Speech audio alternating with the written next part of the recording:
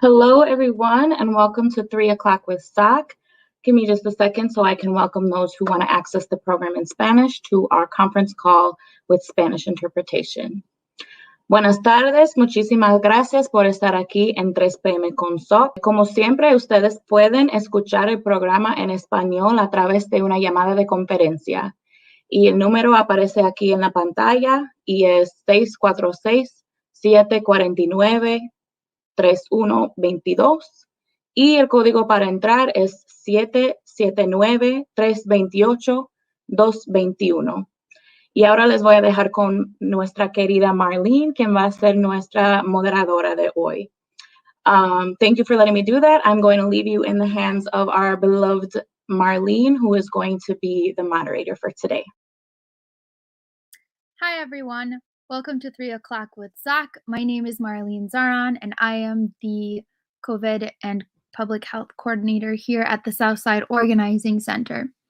I just want to say a shout out to our producer who's in the background, Marisol, who's producing and doing comments for us today. So thank you, Marisol, for doing that. That being said, I want to say that our staff and platforms are currently still available for your use. You can definitely contact us. We are doing everything virtually. You can contact us by calling us at 414-672-8090. You can also email us at soc@socmilwaukee.org, or you can even check out our site at www.socmilwaukee.org to get any updates about COVID-19 or civic updates regarding this primary election. Just quickly, I'd like to give a shout out to our individuals that are always watching us. So just give us a quick hello in the comment section, or put your favorite emoji. We'd love to, get to see who's here, who our dedicated viewers are. If you could all complete our SOC survey, we have the link for that in the comment section. It helps us understand who is who's watching, and what types of feedback you have for us regarding the forum, such as what topics you would like for us to talk about in the coming future, or what guests you would like us to incorporate. I'm currently working from home virtually, and that's why you see me not wearing a mask while I'm on the screen. Just a quick disclaimer that the views and opinions shared today do not necessarily reflect those of SOC. Today is the COVID-19 day. Our feature segment today is a video that we have set up for you that the Wisconsin Health Department Services did. It's a video with the Wisconsin Department of Health Services Deputy Secretary Julie Willems Van Dijk. She's going to be giving a COVID-19 vaccine update through a media brief. So you'll see individuals asking her questions, and she will be answering them regarding the current COVID-19 vaccine status. A quick review of the rest of the week. Friday, we are having our Community Organizing and Leadership Day, and we're having Reggie Jackson on. So now our feature segment for today, which is the Wisconsin Department of Health Services Deputy Secretary Julie Willems Van Dijk talking about COVID-19 vaccine updates. Good afternoon, and thank you for joining us. As of today, we've administered 1,208,153 doses of COVID-19 vaccine in Wisconsin, and 370,578 of those were second doses, which means those 370,578 individuals have completed their series and are protected against COVID-19.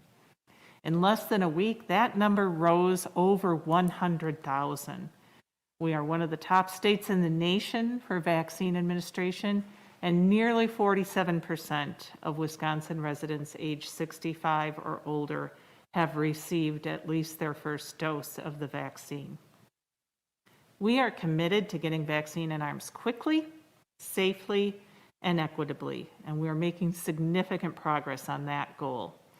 In fact, Wisconsin is among the top states in the country for vaccine administration, and we still need your patience and perseverance as we continue to ramp up vaccinations across the state. And we have some good news to share about our efforts. Our allotment is increasing. This week, we will have 115,000 first doses to distribute to vaccinators, which is a 64% increase from mid-January. We also know that we'll have that same amount, 115,000 doses, for at least the next 2 weeks. Of course, even this increased amount is not enough to fill all the requests our vaccinators are making. We had over 500 vaccine providers request 350,000 doses last week. So we will continue to advocate for more allotment from the federal government.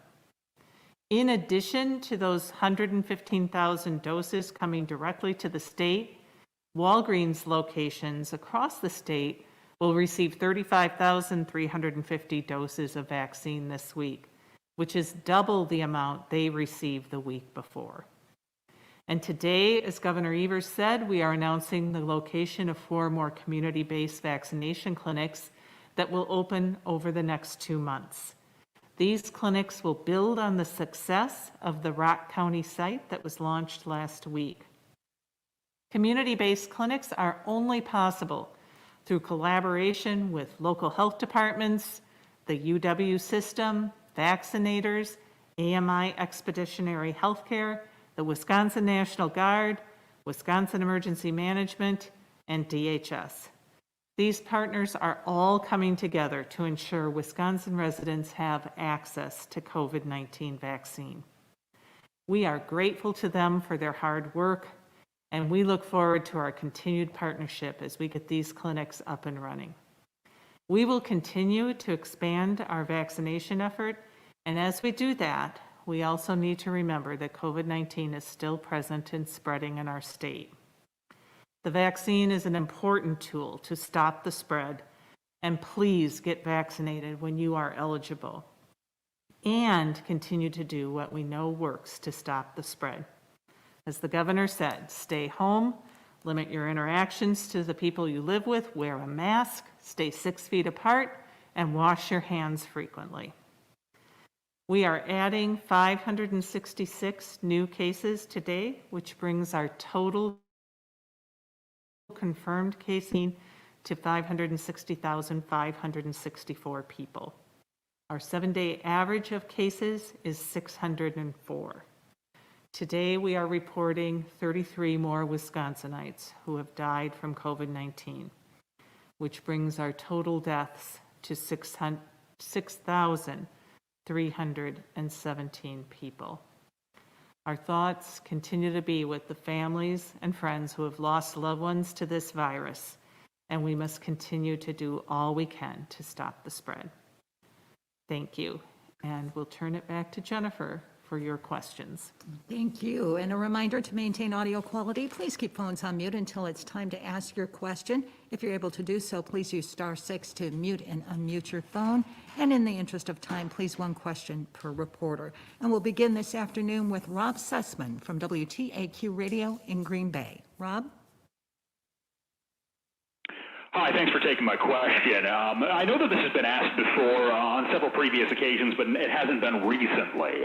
Given the current downward trajectory of the COVID-19 numbers in the state, combined with the increase in vaccine numbers across the state, at what point do you see us kind of being able to get out of the pandemic scenario, Governor Evers? At what point do you think that the mask mandate may be allowed to expire naturally instead of be extended? Around what time do you think we may be seeing, us getting out of this? Thank you.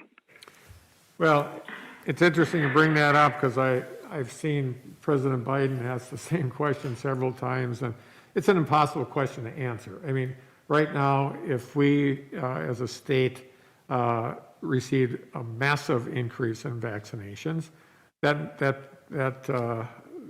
that number would be probably, or that date will be probably sometime this summer.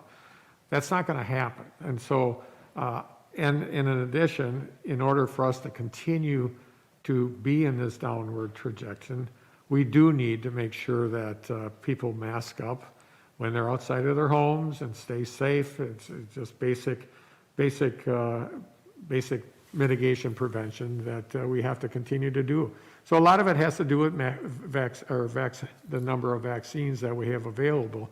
And so because we don't know that, we know there's some stability, and we know that it is increasing gradually, and that is working to our advantage. But to be able to sit here at this point in time and say at such and such a date or within these 2 weeks, I think it's impossible to make that judgment. I know the president was talking about things returning to normal sometime around Christmas, and I'd say that's out there, but it is going to take time. I mean, we just have recognized that half a million people, or 500,000 people in the country have died from COVID-19, which surpasses all sorts of people dying in different world wars and other conflicts. And patience is really important. Obviously, we will continue to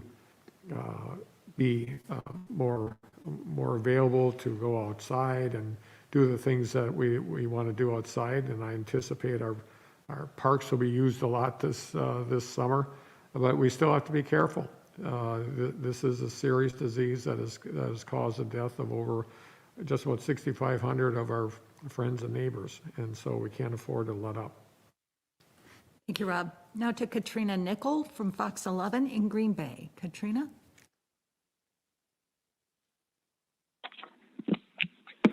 Hi there, thanks for taking my question. So my question is in regards to just kind of an update on the March 1st date that's approaching and hopefully beginning to vaccinate phase 1B. First, are we still good to go with that? Do you see it starting on time? And also, how will you be verifying, or how will clinics be verifying the people that are coming in to get this vaccine? Obviously with 65 and older, the age, now it's going to be based off occupation. So what is the plan, or what are you recommending to these vaccine clinics? Thank you. Well, we are definitely moving forward with March 1st. As I just mentioned, we're nearly 47% of people age 65 plus have received their first dose. And so as we predicted when we established this phase, our goal was to be at 50% by March 1st. And I think we will get there. I think we'll be a little bit beyond that. So I want to first of all emphasize that people age 65 plus who are in the second 50% are still going to get your vaccines. We feel confident with moving forward with March 1st because we are receiving more vaccine. And so there is vaccine for those of you who are 65 plus who have not yet received your vaccine. We'll continue to supply vaccine for this population and then use the increased doses to begin to serve the phase 1B population. As noted when we announced this group back in January, the top of the priority of the additional eligible groups are our educators and childcare providers. And so we are working with our local and tribal health departments to ascertain their plans for vaccinating this group and begin staging out vaccine to different school districts and counties across the state over the month of March and into April to get that group vaccinated first. As we begin to finish the age 65 plus group, there'll be more room in the vaccine system for other essential workers in that group. And we're recommending that people may want to check a name badge or a pay stub to ascertain if they work in one of those industries, or to have people sign an attestation form saying, I verify that I am part of one of those industries. But we are relying on the goodwill of Wisconsin people to be honest. And I think the important thing to remember is a shot in an arm is another person protected in this state. And we will all get our turn, and we will all get vaccinated. As the governor said, likely sometime later this spring or summer, everyone will have availability. And so thank you for your patience, Wisconsin, and we will get there. Thank you, Katrina. Now to Sean Kirkby from Wisconsin Health News. Sean? Hi, thank you for holding this. Can you give an update on where things are with the long-term care vaccination program? Are we almost through the nursing home's second visit? Thank you. Yes, I think we're nearly complete with the nursing home second visits. We've had a few weather-related events, both our own staff traveling and then delivery of vaccine late last week into this week. So there may be a few who are still finishing this week. And just as a reminder, each skilled nursing facility will receive 3 visits. The majority of the shots are being done at those first 2 visits. But at the second visit, we've also had the opportunity to vaccinate residents and staff who didn't have a chance at the first visit. Either they were absent or not part of the nursing home yet, or weren't sure they wanted a vaccine and have changed their mind. So there will be a third visit about a month from now to finish up those last few folks there. Similarly, with the assisted living and other long-term care facility programs, we were about 88% done by the end of last week. Again, had hoped to be 100%, but the weather and vaccine delivery got in the way of that last 12%. Those are finishing this week. And we've already started on second doses for a number of those assisted living and other long-term care centers as well, too. And so those will be finishing up over the next 3 weeks or so. Thank you, Sean. Now to Rose Schmidt from CBS 58 in Milwaukee. Rose?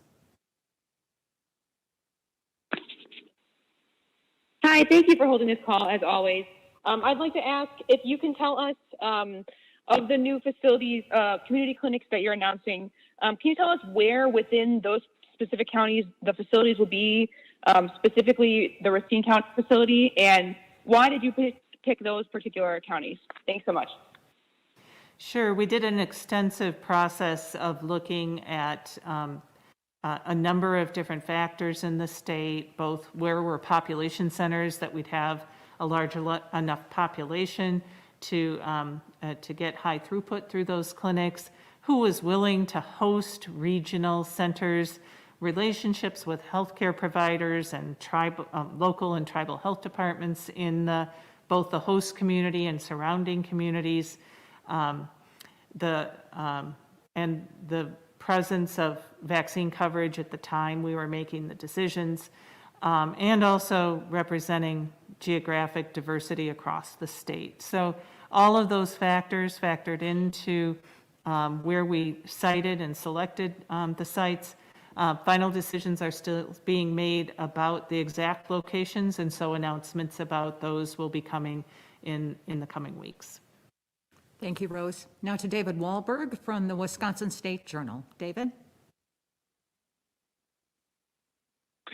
Yes, thank you. Can you clarify how you're prioritizing teachers within the new groups to be added to 1B?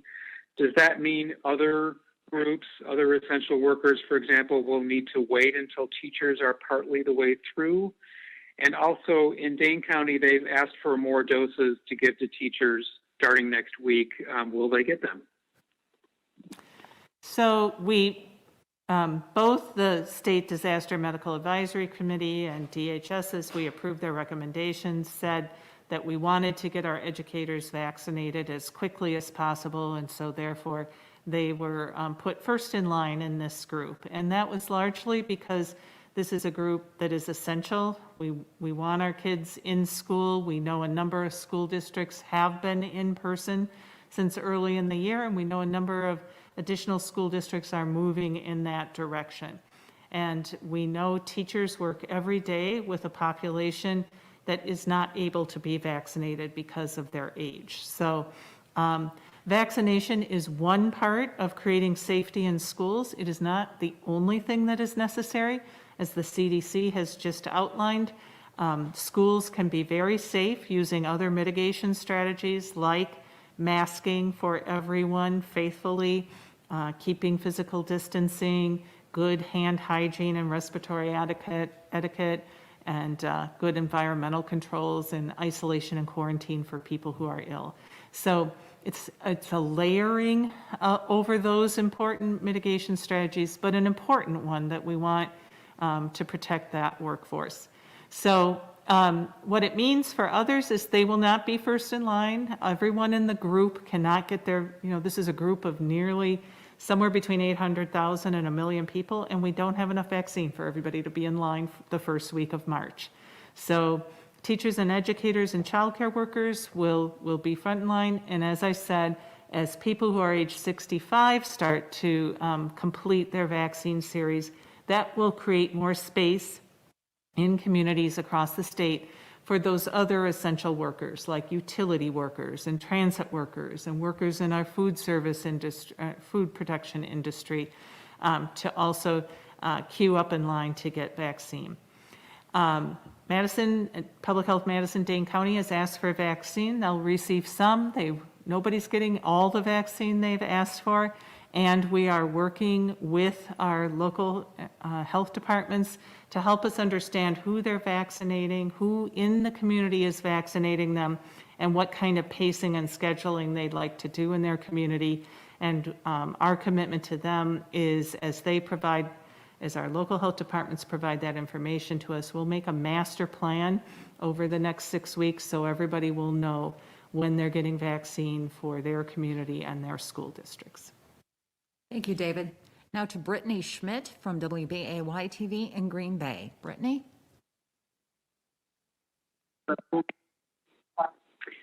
Hi, I have a question just going back to, so we're allowing, you said 800,000 to 1 million people, this next group. I took a phone call from a gentleman this weekend who was very concerned about kind of quote unquote competing for these vaccines. He's 75. He says he hasn't been able to get in anywhere yet. And his worry is, how do I get in before these other people are allowed to also now get a vaccine? Any word of advice for him? So what I would say to that gentleman is we're keeping the same supply of vaccine going to our vaccinators targeted to people age 65 and our other first groups, our unaffiliated healthcare workers, frontline healthcare workers, and police and fire. Most of those folks have been vaccinated. There's a few left that are finishing up, but we are keeping a steady supply of vaccine for those groups. We've gotten about halfway over the last month, and so what we anticipate is we'll get the other half of the way using that vaccine supply over the next month. The other thing is what we've heard from the White House and the CDC is that we're not going to see vaccine supply go down. As we've said, we've gone from about 70,000 doses a week in mid-January to 115,000 doses a week here at the end of February. We've gone from 0 doses going to Walgreens to nearly 36,000 doses going to Walgreens. These are significant increases in vaccine that are coming into our state in the last week or so. And so there is more vaccine coming. We also know that at the end of the month, which is Friday, the Johnson & Johnson vaccine will be reviewed by the Food and Drug Administration, and we're really hopeful we'll have a third vaccine to add to the mix, which will also increase our vaccine supply.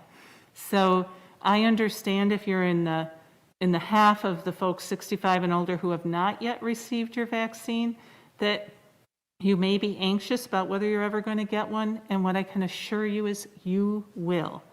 There is more vaccine coming. You will not be crowded out, and we will get that vaccine in your arm. The last thing I'll say about this is we're adding a new map to our website later this week, and that'll be a place where you can also find out who in your community is getting vaccine. That will help you know where you might want to call or check on their website. So many more tools to help people find those vaccines and get them in their arms. Thank you, Brittany. Now to Eric Gunn from Wisconsin Examiner. Eric?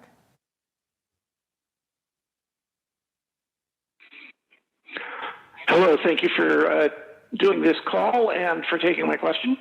At the end of the week last week, it was reported that the number of positive tests was spiking among UW students. That contact tracing had found people in the university community were attending gatherings, often without masks. So how concerned are folks about the possibility of a repeat of the surge that began on college campuses last fall? And what actions is DHS taking in response, either on your own or in collaboration with local health authorities or the UW, to head off that kind of possibility in the light of these newest data that's out there? Thank you.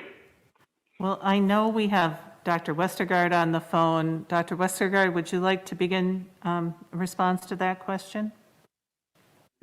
Sure. So from the perspective of us in the Division of Public Health at the State Bureau of Communicable Diseases, we're supporting both the campus and the local jurisdiction, which in this case is Public Health Madison-Dane County, on doing running the drill that we've always run, which is finding cases, doing interviews, contact tracing, and trying to stop chains of transmission from continuing such that outbreaks get larger. I would say we've gotten quite a bit better at doing that. We've also had better turnaround time with our tests, and the barriers to getting tests are all lower. So that an additional thing we have in our favor, I think, is just sort of general awareness and understanding of our communities, and we have a certain level of protection from prior infection. So there's a number of things that make us feel like we are the risk of a large and dangerous surge is less than it was in September, but we are not out of the woods. We are not protected from having ongoing spread in the community. So we need to continue to do all the things that we know prevent infection, but I think the tools that we've had, the knowledge that we've gained, and the infrastructure puts us in a good position to identify clusters and stop additional chains of transmission. So it's impossible to predict the size and scope of new outbreaks as we go forward. The risk is going to continue to be there, and we know that the risk of new variants might even be higher because they're more highly transmissible. But despite those threats, I think we feel good about the things that we've learned and the resources we've put in place that we can get on top of this. But it requires that we not let up and we continue to use all of the strategies that we've learned to use. Thank you, Eric. Now to Madeline Anderson from Fox 6 in Milwaukee. Madeline?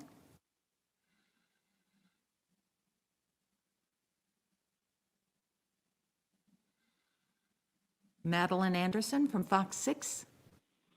Hi, sorry about that. I am wondering why Milwaukee County is not among the locations chosen for the state's community-based vaccination clinics when the county is one of the lowest percentages of the population vaccinated compared to other states, as well as the largest concentration of African Americans in the state. And as the state data shows, only about 4% of Black Wisconsinites have received the vaccine compared to about 13% of white residents. Thank you. Those are all good factors why we should be looking at Milwaukee County for a higher throughput site. And we are working with officials with both Milwaukee County and the city of Milwaukee to explore a FEMA site in Milwaukee. So there's a number of different mechanisms for how we can provide community-based vaccinations. And so we are in planning conversations with FEMA to look at a site in Milwaukee and to determine what the best location for that site will be.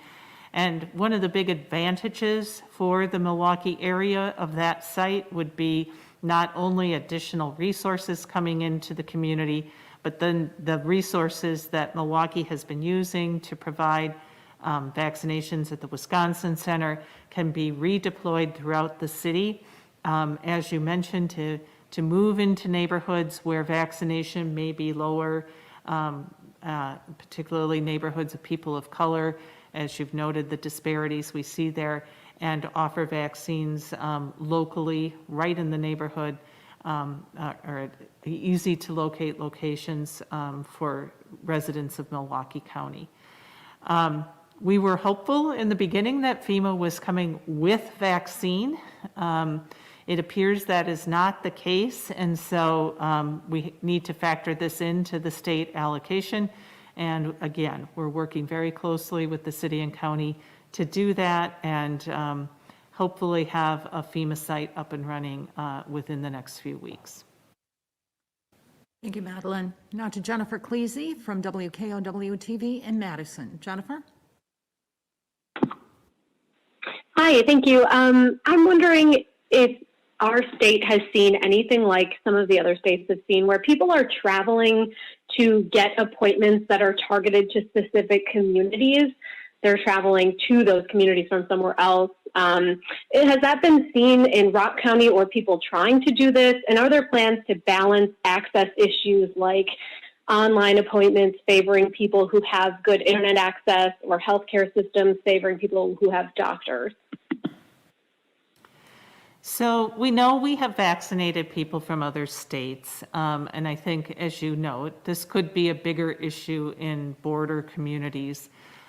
What we've said to our vaccinators is the priority goes to people who live, work, or study in Wisconsin. And so we also know there's a number of people who live right across the border who drive into our state every day and spend all day here working or going to school. And so, we want to be sure and vaccinate those folks who are amongst us as well. But let's also remember that COVID-19 doesn't know where the state border is. And so this is a local, a state, a national, and an international vaccination campaign. We have got, if we get to 80% in Wisconsin and Illinois is only at 50%, that's not going to protect us well. So I really want our vaccinators thinking about how we can get everybody protected, yet we also want Wisconsinites to get the majority of our vaccines because it's allocated based on a population level, and that's how the federal government is trying to distribute the vaccine in a fair and equitable manner. Thank you, Jennifer. Now to Stephanie Huff from West Politics. Stephanie.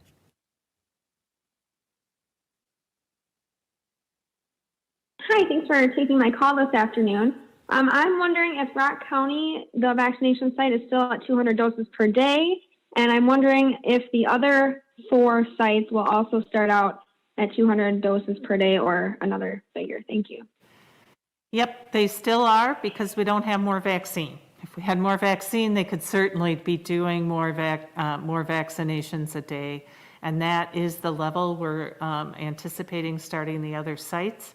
Again, we're hopeful. We're hearing news that Pfizer and Moderna may be increasing their production, and we'll see more vaccines from those manufacturers. Again, perhaps a third manufacturer coming on very soon, and we know there are 2 more in the pipeline.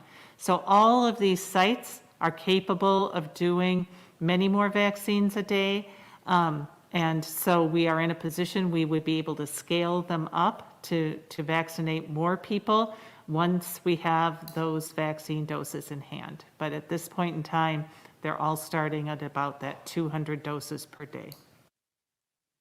Thank you, Stephanie. Now to Nick Willems from Milwaukee Business Journal. Nick.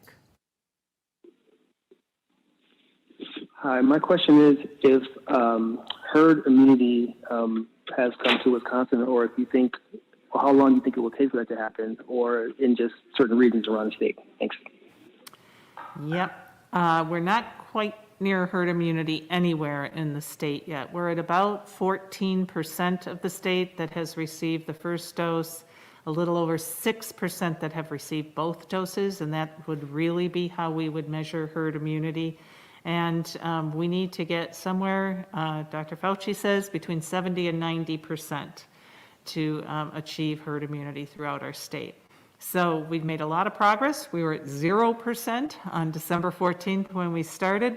This is good progress, but as you can tell, this is, as we've said, a Herculean effort. We've given a little over 1 million doses to get to 80% of adults at herd immunity. We need 7.4 million doses administered. So only another 6.2 million to go, and we'll be there.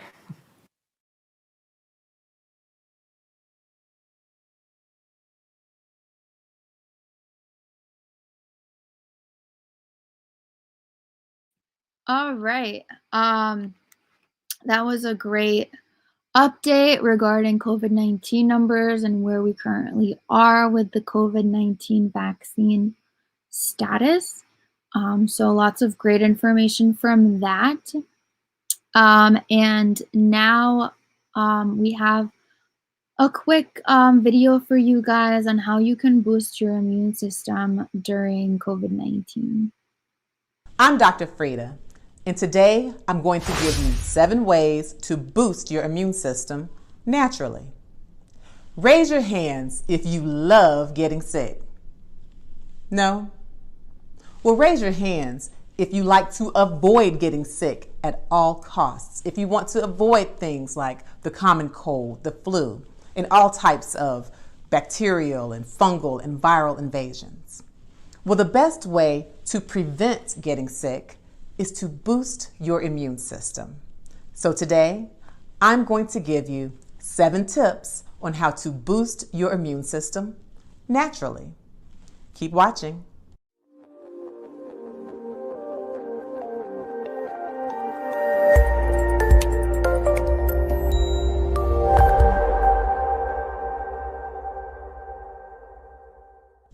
I'm Dr. Frida. I'm a triple board certified physician and I practice medicine at Emory University Hospital Midtown in Atlanta, Georgia. We all want to live our healthiest and happiest lives, and a sure way to do that is to maximize our immunity. Now, you can find all kinds of very expensive vitamins and supplements online and in health stores, and many of them do have benefits. Many of them do work. However, you do not have to spend a lot of money in order to boost your immune system. In fact, if you just look in your refrigerator or in your pantry, you very likely will find that you already have ways that you can boost your immune system naturally. So let's get started. Tip number 1, drink lemon water. First thing in the morning, I want you to grab a big glass of water and squeeze a lemon into it. Lemons and other citrus fruits, such as grapefruit, tangerines, limes, are excellent sources of vitamin C. Vitamin C is an excellent booster of the immune system. It builds the immune system. It increases your body's production of white blood cells. Now, your white blood cells act like your body's soldiers. They are a line of defense prepared to fight infectious invasions. White blood cells are also key in the production of antibodies, which also help to boost your immune system. Vitamin C is also known to decrease the duration of respiratory illnesses. So if you do get sick, if you get a common cold or a viral illness that affects your breathing, the vitamin C will help you to be sicker for a shorter period of time. Vitamin C also has antioxidants, which help to get rid of free radicals and to decrease inflammation. Vitamin C is also good for digestion. If you want to find out more ways that lemon water and vitamin C are good for your overall health, be sure to check out my video on 10 healthy habits for a better you and a better life right after you finish watching this video. Click the link in my description. Tip number 2, eat garlic. Now, the odor of garlic will not exactly leave you smelling like a flower. No. But garlic is actually a part of the lily family. And it is also an excellent booster of the immune system because it contains allicin. Allicin is a compound that is pungent and oily, and it comes from crushing garlic or chopping garlic. Allicin has really wonderful properties because it increases the response of your white blood cells. And it also has antimicrobial or anti-infection qualities. 1 clove of garlic contains 5 milligrams of calcium and 12 milligrams of potassium. Garlic can also lower the blood pressure. And garlic is best eaten if it is raw or cooked as little as possible because excess heat tends to denature or inactivate the enzymes that actually help with the immune system. If you want to find out more about how garlic can lower your blood pressure, make sure you watch my video on how to lower blood pressure naturally as soon as you finish watching this video. Tip number 3, broccoli. Good old-fashioned, jolly green broccoli is another way to boost your immune system naturally. Now, in addition to containing vitamin C, and yes, broccoli does contain vitamin C, it also contains vitamin A, which helps with the production of white blood cells, specifically in fighting viruses. It also contains vitamin E, which is another antioxidant. It gets rid of free radicals, decreases inflammation. Broccoli also contains beta-carotene, which is another antioxidant, and beta-carotene is actually good for the eyes and good for the skin. And your skin is another major part of your immune system. Tip number 4, spinach. Popeye was really onto something when he used to pop those cans of spinach in his mouth, because spinach is another excellent way to boost your immune system naturally. Not only does it contain vitamin C, it also contains beta-carotene and calcium and magnesium and potassium. Spinach contains iron and folate, so it has all kinds of ways to boost your immune system and to decrease inflammation. Spinach should be cooked as little as possible or not at all in order to get the maximum benefits. Tip number 5, ginger. Ginger is a flowering plant which is closely related to turmeric. It has been known to decrease nausea and vomiting, and it contains a bioactive compound called gingerol. Gingerol is closely related to capsaicin, which is a component of chili pepper and gives chili pepper its spiciness. Ginger has antioxidant properties, which decrease inflammation, and it has antimicrobial properties as well. Question: ginger has all types of medicinal properties. How many of you are already using ginger to boost your immune systems or for other medical reasons? Please let me know how you are using it and what types of results you get. Comment down below. Tip number 6, red bell peppers. Little known fact, red bell peppers actually have twice as much vitamin C as many of the citrus fruits. It also has antioxidants, it has beta-carotene, it's great for healthy skin. So red peppers are another way to boost your immune system naturally. Tip number 7 on how to boost your immune system naturally: go to bed. Get rest. Getting rest is another important way to rejuvenate and to boost your immune system. When you are sleep deprived, you tend to have a surge or an increase in stress hormones such as cortisol and adrenaline. When these stress hormones are on the rise, they tend to decrease the effectiveness of your immune system. Sleep deprivation also decreases the amount of white blood cells you produce. It decreases the amount of protective cytokines. It decreases the amount of lymphocytes, which are very important for fighting infection. So overall, you must get proper rest in order to boost your immune system. Most people should be getting about 7 to 9 hours of good quality sleep per night. So in order to boost your immune system, good night, go to bed. Another way to boost your immune system naturally is to drink immune boosting juices. And you can make your own juices right at home. You can use ingredients such as citrus fruits. You can use apples, another good immune booster.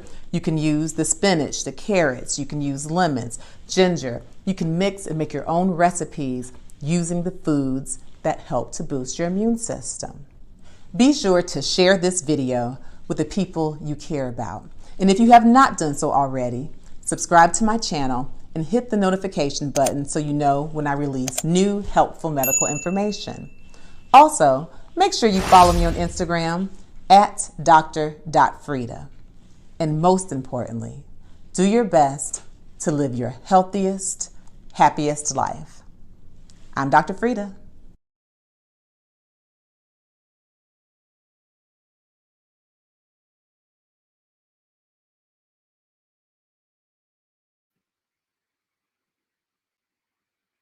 All right, so that was a great video. I definitely learned a lot from that I didn't know before. So now that we have that, we have a civic video for you guys.